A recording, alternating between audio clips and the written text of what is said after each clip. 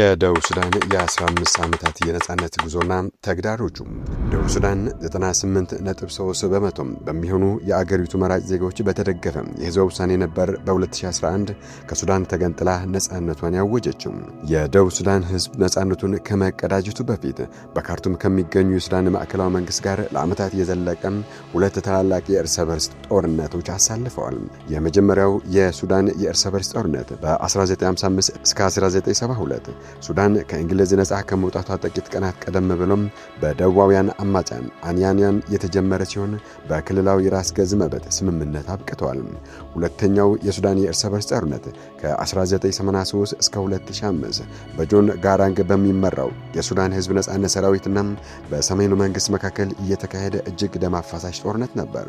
እዚህኛው የእርስ በርስ ጦርነት እንደ ዋና ምክንያት ከሚነሱ መካከል ሃይማኖት ማለትም የእስልምናን በደቡባውያን ላይ ለመጫን መሞከር፣ ባህል፣ ፖለቲካዊ መገለልና የደቡብ ሱዳን የተፈጥሮ ሀብት በተለይም ዘይት ከፍል እኩልነት ማጣት ይገኙበታል። ይህ የእርስ በርስ ጦርነት በኬንያ በተፈረመው ሁለንተናዊ የሰላም ስምምነት የተቆጨ ሲሆን ስምምነቱ ደቡብ ሱዳን ለ6 ዓመታት የራስ ገዝ አስተዳደር እንዲኖራትና በ6ኛው ዓመት መጨረሻ በ2011 የራሷን ዕድል በራሷ እንድትወስን ህዝበ ውሳኔ እንድታካሂድ ፈቀደ።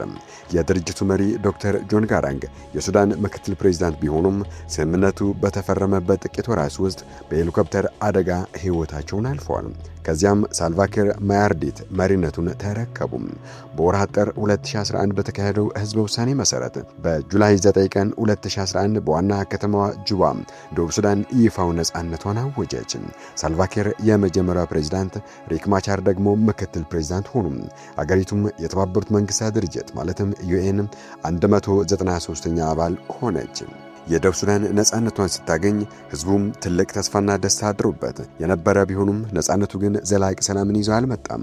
ሆኖም በአገሪቱ ነጻነት በወጣም በሁለት ዓመቱ ማለትም በታህሳስ 2013 በፕሬዝዳንት ሳልቫኪር ማለትም ከዲንካ ብሔረሰብና በምክትል ፕሬዝዳንቱ ሪክ ማቻር ማለትም ከኑዌር ብሔረሰብ መካከል በተፈጠረ የስልጣን ሽኩቻ አገሪቱ በድጋሜ ወደ ከፋ የእርስ በርስ ጦርነት ገባች።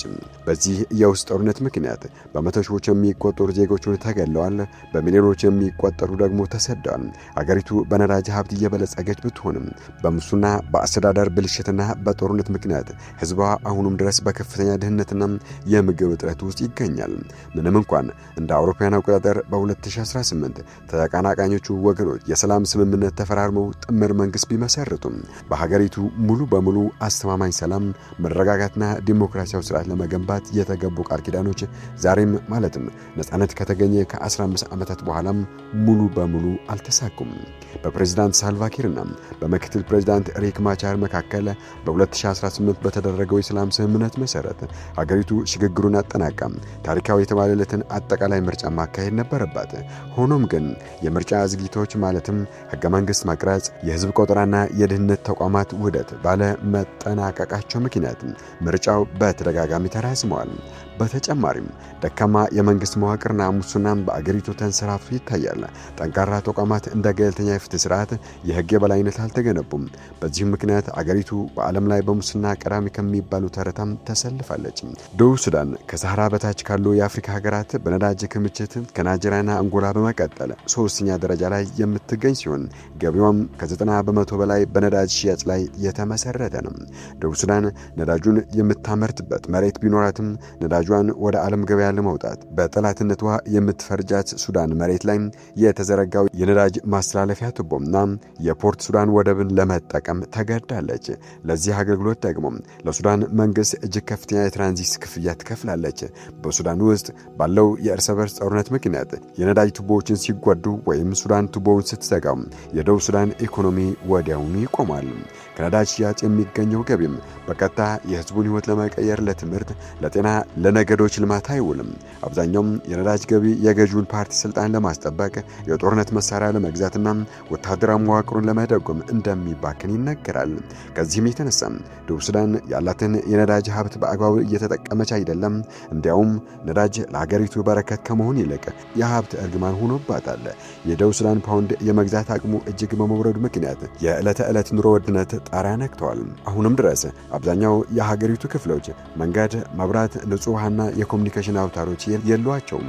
በሚሊዮን የሚቆጠሩ ደቡብ ሱዳናውያን ተፈናቅሎ በጎረቤት ሀገራት ማለትም እንደ ኢትዮጵያ፣ ዩጋንዳና ሱዳን በስደት ላይ ይገኛሉ። በጦርነትና በአየር ንብረት ለውጥ ማለትም ጎርፍና ድርቅ ምክንያት ከግማሽ በላይ የሚሆኑ ህዝብ ለአስቸኳይ የምግብ እርዳታ እየተጋለጠ ነው። እነዚህ ችግሮች በአንድ ጀንበር የተከሰቱ ሳይሆኑ ከታሪክ፣ ከፖለቲካ፣ ባህልና ከሀብት አስተዳደር ጋር የተያያዙ ጥልቅ ምክንያቶች አሏቸው። በሀገሪቱ ውስጥ ያሉ መሪዎች ብሔራዊ አንድነትን ከመገንባት ይልቅ በጎሳ በተለይም በዲንካና ኑዌር ብሔረሰቦች መካከል የተከፋፈለ ፖለቲካን ለስልጣን ማጠናከሪያ ተጠቅመውበታል። ደቡብ ሱዳን ውስጥ አሁንም ድረስ የቀጠለውና አገሪቱን ወደ እርስ በርስ ጦርነት አለመረጋጋት የከተተው የፖለቲካ ውጥረት በዋናነት የዲንካ ጎሳ አባልና የአገሪቱ ፕሬዝዳንት ሳልቫኪር ማያርዲትና በምክትሉ የኑዌር ጎሳ የሆኑት በዶክተር ሪክ ማቻርና በዙሪያቸው ባሉ የጦር አዛዦች የስልጣን ሽኩቻ ምክንያት የተፈጠረ ነው። ሁለቱም መሪዎች ደቡብ ሱዳን ነጻነቷን ከማግኘቷ በፊት በነጻነት ትግሉ ውስጥ አብረው የነበሩ ቢሆንም ገና ከጥንት ጀምሮ እርስ በርስ ያለመተማመንና የቀድሞ ቂም የነበራቸው መሪዎች ናቸው። ለዚህ ማሳያ እንደ ምሳሌ የሚነሳው በ1991 በነበረው የትግል ወቅት ሪች ማቻር ከዋናው ድርጅት ተገንጥለው በዲንካ ጎሳዎች ላይ ጥቃት ማድረሳቸው ነው። ይህንን ውጥረቱን ለማርገብ የአፍሪካ ህብረትና የለጋሽ ሀገራት ማለትም የኢትዮጵያን ጨምሮም ትልቅ ጥረት አድርገዋል። በአሁኑ ወቅት ሁለቱ መሪዎች በአንድ ቤተ መንግስት ውስጥ ቢቀመጡም በመካከላቸው ያለው ጥልቅ ያለመታመን አልተቀረፈም። በስምምነቱ መሰረት የሁለቱን ጦር አቀናጅቶም አንድ ብሔራዊ ጦር የመገንባት ስራ በጣም ዘግይተዋል።